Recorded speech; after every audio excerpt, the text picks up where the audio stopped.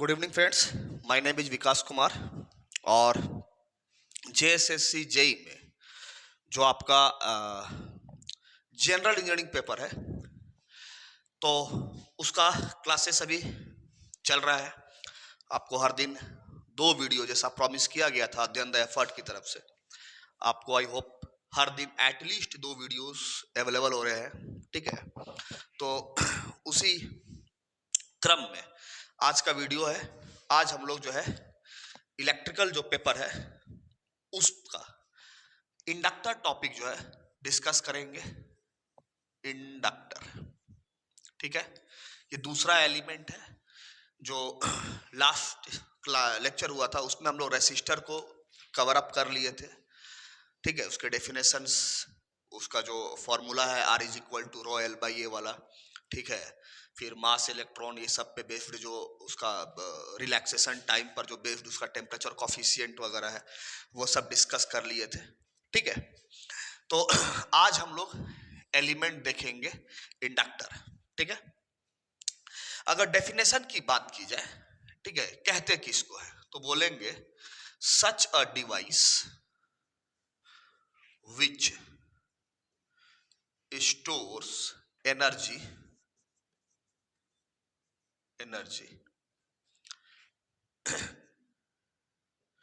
in its magnetic field. ठीक है, जो अपने मैग्नेटिक फील्ड में एनर्जी को स्टोर करके रखता है उसको हम लोग क्या बोलते हैं, इंडक्टर बोलते हैं। ध्यान देने वाली बात क्या है कि यहां पर मैग्नेटिक फील्ड में एनर्जी स्टोर करके रखेगा।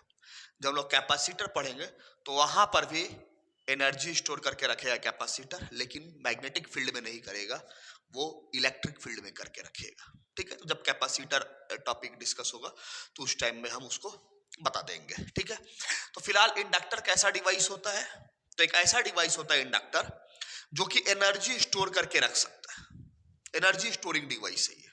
जिसे रेसिस्टर हीट डेसिपेटिंग एलिमेंट था, वो हीट को डेसिपेट करके करता था। ठीक है, ये कैसा एलिमेंट है, या डिवाइस बोलिए चाहे एलिमेंट बोलिए, तो एक ऐसा एलिमेंट है जो कि एनर्जी स्टोर करके रखेगा, लेकिन कहां, तो अपने मैग्नेटिक फील्ड में। ठीक है, तो दैट इज इंडक्टर। ठीक है, अब इसमें एक जो पॉइंट है वो थोड़ा काम का पॉइंट है। ठीक है, उसको हम लोग थोड़ा सा कुछ सेकेंड लगेगा डिस्कस कर लेंगे। With time wiring current, with time varying current, the energy is generally stored during some parts of the cycle, during some parts of the cycle, and then returned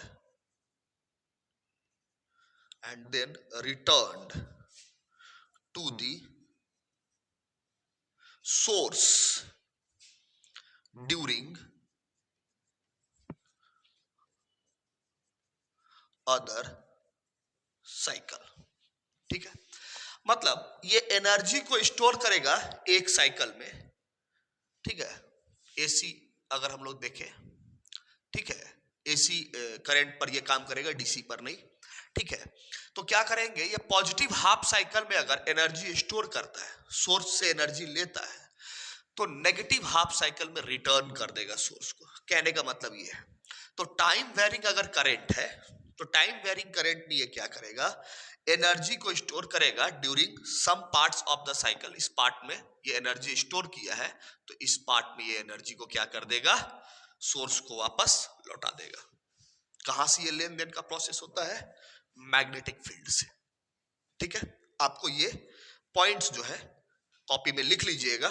ठीक है, काफी इंपॉर्टेंट है। अब अगर inductor के अंदर देखें तो एक टर्मिनोलॉजी होता है इंडक्टेंस। ठीक है, तो इंडक्टेंस क्या होता है, ठीक, तो देखो कोई इंडक्टर है वो बोल रहे हैं कि एनर्जी स्टोर करके अपने मैग्नेटिक फील्ड में रखेगा। ठीक भैया, अलग अलग इंडक्टर रेटिंग के हो सकते हैं। ठीक है, तो कोई इंडक्टर कितना एनर्जी स्टोर करके रखेगा तो उसको नापेंगे किसी पैरामीटर से। ठीक है, इंडक्टर का कैपेसिटी होगा एनर्जी को स्टोर करने का, that is called as inductance. ठीक है, तो हम लोग लिखेंगे इंडक्टेंस इज द प्रॉपर्टी, गुण है ये। Inductance is the property of an inductor to oppose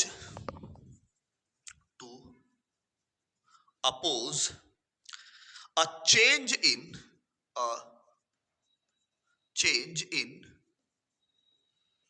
electric current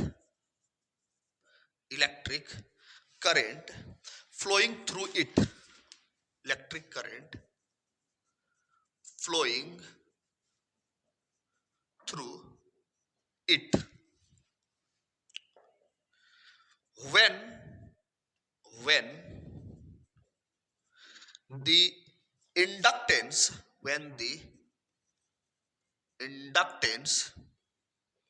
is removed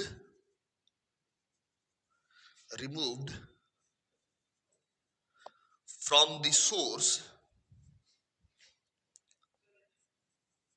the magnetic field from the source के बाद कॉमा है, the magnetic field will collapse, that is no energy is stored without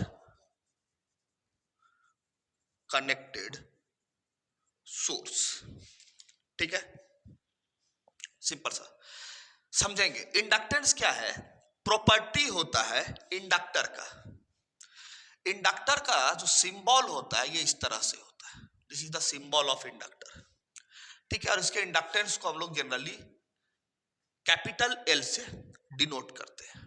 ठीक, अब आप इसको किसी source से connect कीजिएगा। ठीक है, किसी सोर्स से, ये एसी सोर्स का सिंबल है, ये ऐसे गोल करके और ये इस तरह से एस बना दिए हैं, तो एसी सोर्स का ये सिंबल होता है। तो ये एसी सोर्स है, दिस इज एसी सोर्स। तो जैसे ही आप इससे करंट सप्लाई करो तो टाइम वेरिंग करंट हो जाएगा। हाँ, समय के साथ बदलने वाला करंट होगा। ऐसा हम करंट में समझा है, T1 टाइम पर अलग मैग्नीट्यूड होगा, T2 टाइम पर अलग मैग्नीट्यूड होगा, तो टाइम वेरिंग करंट हो गया। समय के साथ इसका मैग्नीट्यूड चेंज होगा एसी करंट का। तो ऐसा करंट जब हम लोग देते हैं, मतलब किसी इंडक्टर को दिया जाता है, तो क्या करता है, ये चेंज इन इलेक्ट्रिक करंट का अपोज करता है। भैया इसका मैग्नीट्यूड आप देखोगे वेरी कर रहा है। तो ये जीरो से अगर मान के चलो, अगर हम लोग इसको देखें ऐसा, 0 to पाई, यहाँ 2 पाई है, तो 0 से पाई के बीच में क्या है, पॉजिटिव हाफ साइकिल है। पाई से 2 पाई के बीच में नेगेटिव हाफ साइकिल है। तो यहां पर 0 से पाई के बीच में एक डायरेक्शन में करंट फ्लो किया, बताए थे एसी करंट में, और पाई से 2 पाई के बीच में करंट अपना डायरेक्शन रिवर्स कर लिया है, बदल लिया है। तो ये जो करंट चेंज हुआ यहाँ पाई पर जो करंट चेंज हुआ, इस चीज का अपोज करता है कौन, इंडक्टर। ठीक है, यही चीज हम लोग समझाए हैं। तो इंडक्टर कितना अपोज करेगा, सब जैसे रेसिस्टेंस क्या होता है, तो रेसिस्टेंस करंट के फ्लो का अपोज करता है। ये करंट के फ्लो का अपोज नहीं कर रहा है, इसको करंट फ्लो करवाने से कोई दिक्कत नहीं है। करंट में जो चेंज हुआ है यहां पर 0 से पाई में पॉजिटिव था डायरेक्शन, अब पाई के बाद ये करंट अपना डायरेक्शन बदला है, इस चीज का अपोज करने वाला जो है, कोई ज्यादा अपोज करेगा, कोई कम अपोज करेगा, तो उसको किससे नापेंगे हम लोग, इंडक्टेंस से। तो inductance is the property of the inductor to oppose the change in electric current flowing through it. ठीक है, इससे जो भी इलेक्ट्रिक करंट ये फ्लो हो रहा है, उसमें अगर इलेक्ट्रिक करंट में जो चेंज आ रहा है उसका ये क्या करेगा, अपोज करेगा, तो उस पैरामीटर को हम लोग क्या बोलते हैं, इंडक्टेंस बोलते हैं। ठीक है। अब इसमें जो एक इंपॉर्टेंट पॉइंट है यहां से ये, ठीक है, वेरी इंपॉर्टेंट, एमसीक्यूज में बहुत ज्यादा इंपॉर्टेंट है, इस चीज को ध्यान से सुन लो। कुछ है नहीं, कोई मैथमेटिक्स नहीं है इसके अंदर, बस याद रखने वाली बात है कि अगर ये इंडक्टर आप लगा दिए हो और किसी भी कारण से आप मान लो यहां से तार टूट गया, तो अब ये सोर्स जो है इस इंडक्टर से कनेक्टेड है नहीं, अब ये कोई भी तरह का करंट सप्लाई इस इंडक्टर को नहीं दे पाएगा। ऐसी स्थिति में इस इंडक्टर का जो मैग्नेटिक फील्ड होगा वो कोलैप्स कर जाएगा। इसलिए लिखे हैं when the inductance is removed from the source, जैसे ही इंडक्टेंस सोर्स से हट जाता है, किसी भी कारण से हटे, ठीक है, the magnetic field will collapse. Collapse मतलब खत्म हो जाना, नहीं रहेगा अब magnetic field.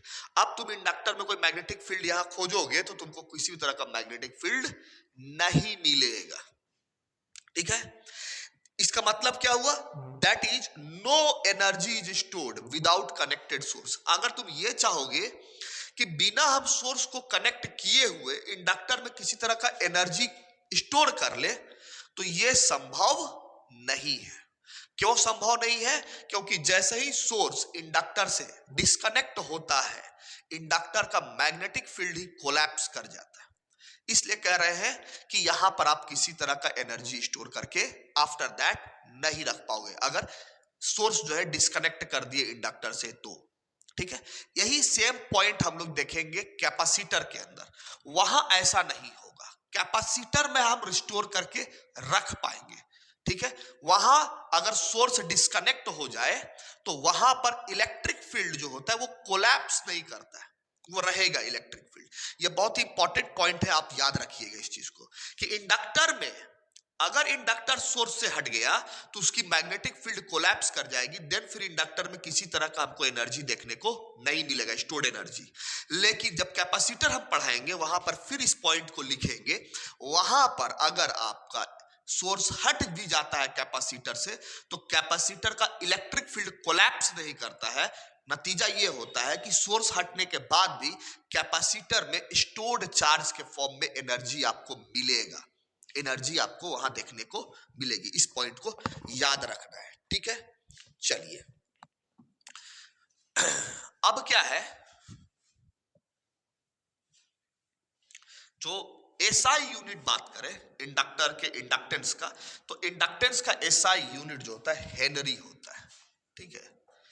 SI unit of inductance, ठीक है, इसको तो हम लोग एल से डिनोट करते हैं इंडक्टेंस को, तो इसकी जो एसआई यूनिट की बात करेंगे तो दैट इज हेनरी, ठीक है, दैट इज हेनरी, ठीक है। इसको एच से हम लोग क्या करते हैं, डिनोट करते हैं, हेनरी, ठीक है। तो ये याद रखिएगा, एसआई यूनिट ऑफ इंडक्टर या इंडक्टेंस कितना होता है, मतलब क्या होता है, तो हेनरी होता है। इसको हम लोग एच से डिनोट करते हैं, ठीक है। चलिए अब इसमें जो एक टॉपिक है that is energy stored in the inductor. देखिए डिटेल में इस पर बेस्ड जो सर्किट होगा एसी फंडामेंटल में हम लोग और जानेंगे, मतलब अलग अलग चैप्टर के अंदर हम लोग इंडक्टर के बारे में थोड़ा थोड़ा और जानकारी लेते जाएंगे, ठीक है। लेकिन अभी चूंकि ये आपका बेसिक कॉन्सेप्ट चल रहा है, अगर आप लोग जनरल इंजीनियरिंग के सिलेबस को देखे होंगे, इलेक्ट्रिकल जो पेपर है, जनरल इंजीनियरिंग जो इलेक्ट्रिकल पेपर है उसका अगर सिलेबस देखे होंगे तो पहले लिखा ही है बेसिक कॉन्सेप्ट, ऐसे बेसिक कॉन्सेप्ट, आफ्टर दैट लिखा है सर्किट लॉ। तो अभी हम जितना भी वीडियो अपलोड किए उसके अंदर जो जो टॉपिक पढ़ा रहे हैं सिर्फ बेसिक कॉन्सेप्ट का है। आपको लगेगा कि विकास सर ज्यादा पढ़ा रहे हैं, ऐसा नहीं, जितना चीज है उतना ही पढ़ाएंगे, उससे ज्यादा क्यों पढ़ाएंगे, ठीक है। वेस्टेज ऑफ टाइम है, आपके ऊपर ही ऑलरेडी बहुत ज्यादा बर्डन है, हम और बर्डन क्यों क्रिएट करेंगे, ठीक है। अभी हम लोग बेसिक कॉन्सेप्ट पे ही घूम रहे हैं, क्योंकि इसका सिलेबस जेएसएससी जेई जो है वो क्लियर नहीं किया है। तो ये जो हम पढ़ा रहे हैं ये डिफरेंट एग्जाम में जो भी क्वेश्चंस पूछे गए हैं तो उनमें जो टॉपिक इन्वॉल्व है, ठीक है, उन्हीं टॉपिक्स को हम सिलसिलेवार ढंग से पढ़ा रहे हैं आपको, ठीक है। तो फेथ रखिए और पढ़ते जाइए, ठीक है, टेंशन नहीं लीजिए। चलिए तो अब जो है हम लोग आगे देख रहे हैं energy stored in the inductor. Energy stored in inductor. देखो एक चीज है, इलेक्ट्रिक पावर हम पढ़ाए, ठीक है, इलेक्ट्रिक करंट वाले जो वीडियोस होगा उसी में हम इलेक्ट्रिक पावर भी पढ़ाए हैं। तो जो इलेक्ट्रिक पावर है वो हम लोग क्या दिए, वोल्टेज मल्टीप्लाइड विथ करंट। ठीक है, जब भी एनर्जी की बात आएगी, एनर्जी की अगर बात आएगी तो आप सिंपली पावर को टाइम से मल्टीप्लाई कर दोगे, you will get energy. Power का एसआई यूनिट क्या होता है, वाट होता है, जबकि एनर्जी का एसआई यूनिट वाट आवर होता है, वाट आवर। ठीक है, अगर बहुत ज्यादा पावर है मतलब तो किलो आगे लगा देंगे, किलो वाट आवर। ठीक है, तो एनर्जी की एसआई यूनिट वाट आवर है, पावर का हो गया वाट और टाइम को हम लोग यहां आवर में मेजर करते हैं। ठीक है, तो watt hour is the SI unit for the energy, electrical energy. ठीक है, इलेक्ट्रिकल एनर्जी का एसआई यूनिट वाट आवर होता है। तो सिंपली एनर्जी कैसे मिला आपने को, तो एनर्जी मिला पावर को मल्टीप्लाई किए हैं किससे, हम लोग टाइम से, तो अपने को एनर्जी मिल गया है। ठीक है, आई होप सो ये क्लियर हुआ होगा इतना। ठीक है, अब अगर हम लोग को एनर्जी स्टोर्ड इन इंडक्टर निकालना है, ठीक है, तो पावर जो होता है that is basically voltage multiplied with current होता है, ये होता है। अब जो वोल्टेज होता है, वोल्टेज इन इंडक्टर, ये है V, ये वाला V है। ठीक है, इसका वैल्यू क्या होता है, L inductance into DI by DT, rate of change of current with respect to time. ठीक है, AC करंट, तो DI बाई DT, करंट को टाइम के रिस्पेक्ट में डिफरेंशिएट करेंगे। ठीक है, तो DI बाई DT लेंगे। ठीक है, सिर्फ I नहीं लिखेंगे, DI बाई DT लिखेंगे। तो voltage in inductor V can be written as LDI by DT।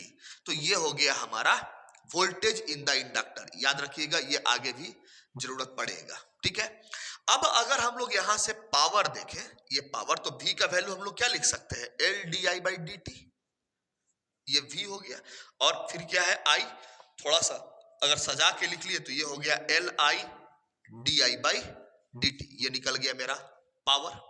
ठीक है, अब अगर हमको एनर्जी निकालना है तो एनर्जी को अगर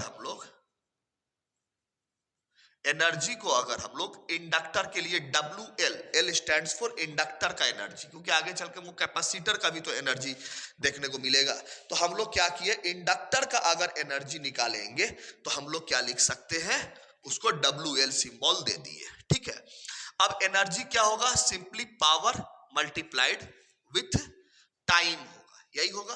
तो यहां जो हम लोग टाइम लिए हैं, बहुत ही स्मॉल टाइम के लिए पहले निकाल लेंगे, तो इसीलिए हम लोग उसको DT ले लिए। ठीक है, अब स्मॉल टाइम के लिए एनर्जी PDT हो गया। टोटल एनर्जी अगर निकालना रहता है तो उसको हम लोग क्या कर देते हैं, इंटीग्रेट कर देते हैं, काम बन गया। तो WL का वैल्यू क्या होगा, इंटीग्रेशन ऑफ PDT मतलब P का वैल्यू कितना है, LIDI by DT, LIDI by DT, और ये वाला DT, तो यहां से DT कैंसल आउट हो गया। ठीक है, DI डेरिवेटिव हो गया, अंदर कितना बचा, LIDI। अब देखो DI डेरिवेटिव है तो I वेरिएबल होगा, तो L मेरा क्या हो गया, कांस्टेंट, तो बाहर हो गया IDI। ठीक है, अब x dx का इंटीग्रेशन x स्क्वायर बाई 2 होता है, उस तरह से IDI का इंटीग्रेशन कितना होगा, I स्क्वायर बाई 2 होगा, तो ये कितना निकलेगा, LI square by 2। This is the energy stored in the inductor. किसी इंडक्टर में अगर नीचे कट जा रहा होगा तो हम थोड़ा सा इधर लिख लेते हैं, आई होप ये तो लिख लिए होंगे। ठीक है, तो ये नीचे जो यहां के बाद अगर ये कट रहा है तो हम इसको इधर लिख देते हैं, ये मिटा देते हैं। तो एनर्जी स्टोर्ड इन इंडक्टर कितना आ गया हमारा WL का वैल्यू कितना आ गया, हाफ LI स्क्वायर। ये फॉर्मूला तुमको याद रखना है। ठीक है, कि किसी इंडक्टर में जो एनर्जी स्टोर्ड होता है वो कितना होता है, half LI square by half LI square. ठीक है, या LI स्क्वायर बाई 2 बोलो, चाहे हाफ LI स्क्वायर बोलो, इतना एनर्जी जो होता है किसी भी इंडक्टर के अंदर स्टोर्ड होता है। ठीक है, तो ये इतना अभी फिलहाल जो है इंडक्टर के अंदर तुमको जानना है। बेसिकली ये फॉर्मूला याद रखना, इंडक्टर का एसआई यूनिट याद रखना, ठीक है। इतना में तुम्हारा जनरल इंजीनियरिंग में काम आराम से चल जाएगा, ठीक है। तो ये था इंडक्टर। नेक्स्ट जो वीडियो आएगा उस पर हम लोग देखेंगे कैपेसिटर। वंस अगेन तुम लोग चैनल जरूर सब्सक्राइब कर लो जो नए हो, और वीडियोज यार शेयर किया करो, ठीक है। जितना ज्यादा तुम लोग शेयर नहीं करोगे तो हमारा मोरल बूस्ट नहीं हो पाता है, ठीक है। तो ज्यादा ज्यादा शेयर किया करो। इतना मेहनत से वीडियो बनाया जा रहा है, पढ़ाया जा रहा है, काइंडली अपने हाथ से नोट्स बनाया करो, ठीक है। जो भी जहां एमसीक्यू जा रहा है वहां एमसीक्यूज भी अपने कॉपी में लिख लिया करो, तुम्ही को रिवीजन के टाइम में आसानी होगा, ठीक है। Till then thank you very much.